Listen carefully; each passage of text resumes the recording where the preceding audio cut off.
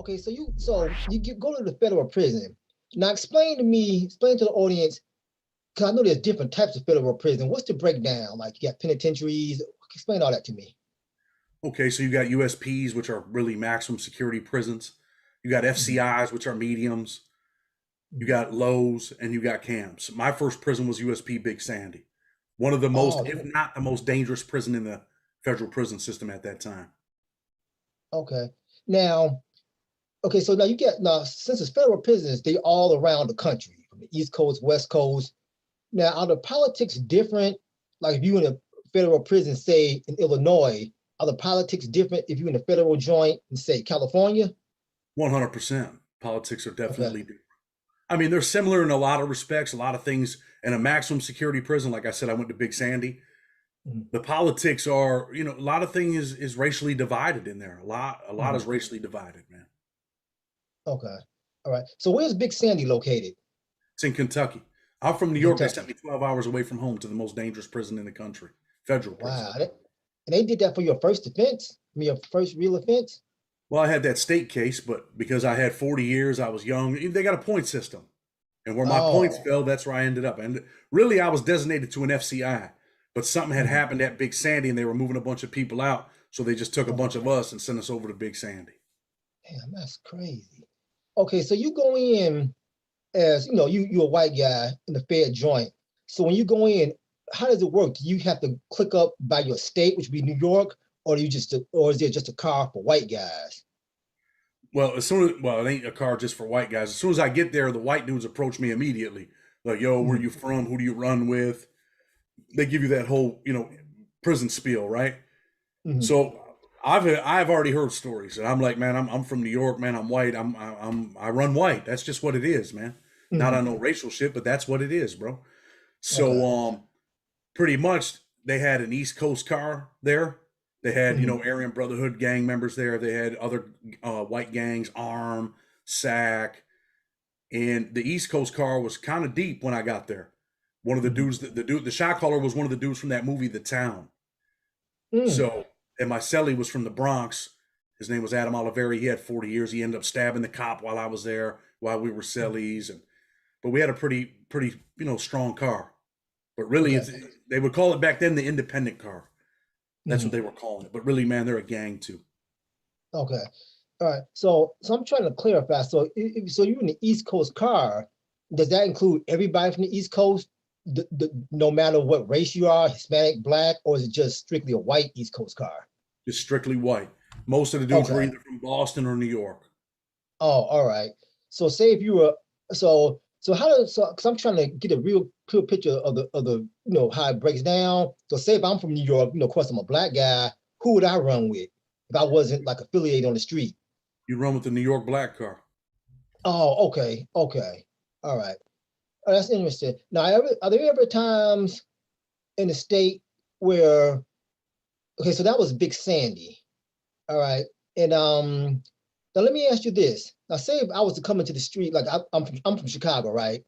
And say if I would probably go to the Illinois car, right? But say if somewhere along my career in prison, I joined the BGF or something.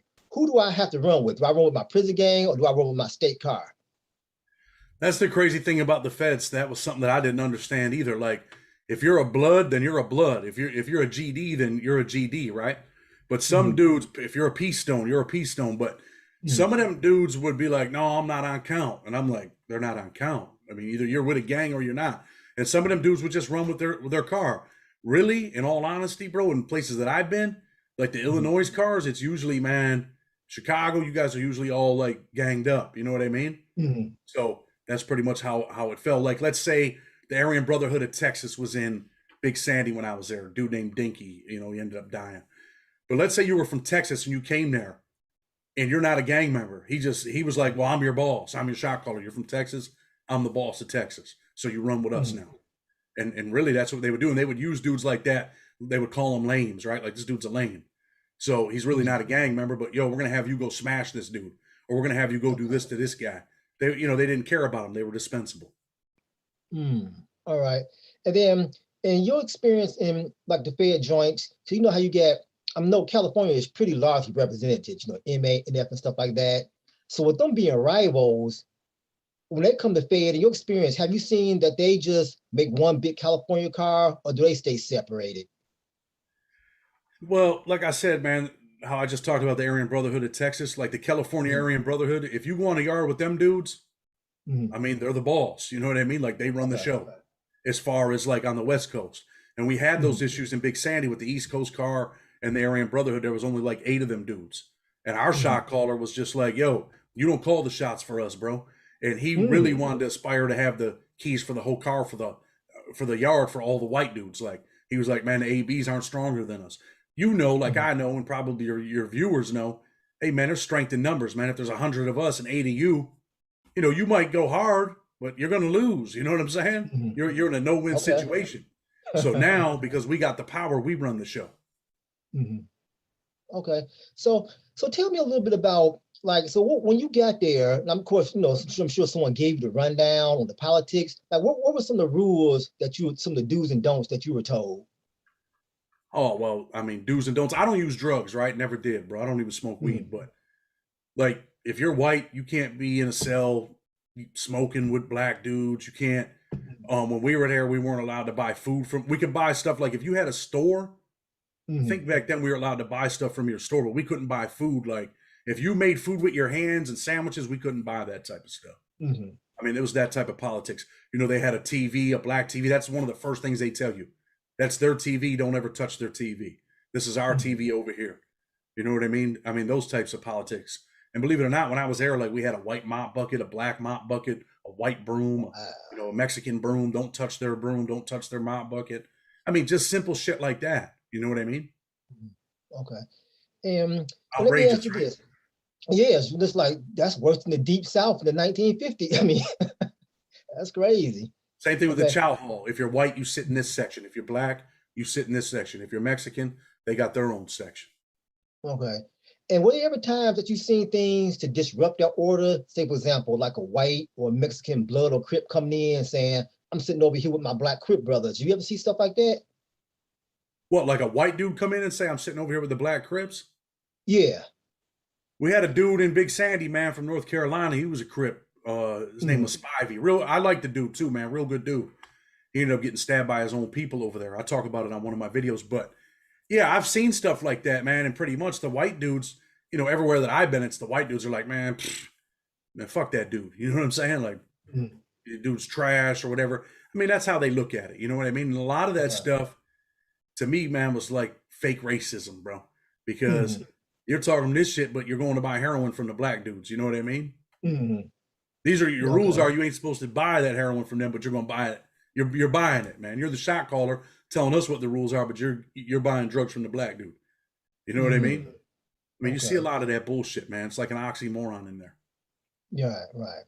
Right. So let me ask you this. So federal prison, how violent of a place is it? I mean, because I've heard different things that, like, in the feds, you have people who are more sophisticated criminals, so they are less violence than it would be in the state prison. I heard other people say federal prison is just as violent as a state prison. What's been your experience? So let me tell you this, right? I'm from New York. When I was in Mm. prison in New York, I was in Attica, right? I'm sure you heard of the Mm. Attica riots, Oh right? yeah. I Oh was yeah. in Comstock, Great Meadow Correctional Facility. I was in some dangerous places in the state, but they Mm. couldn't hold a match to federal prison when it came to violence.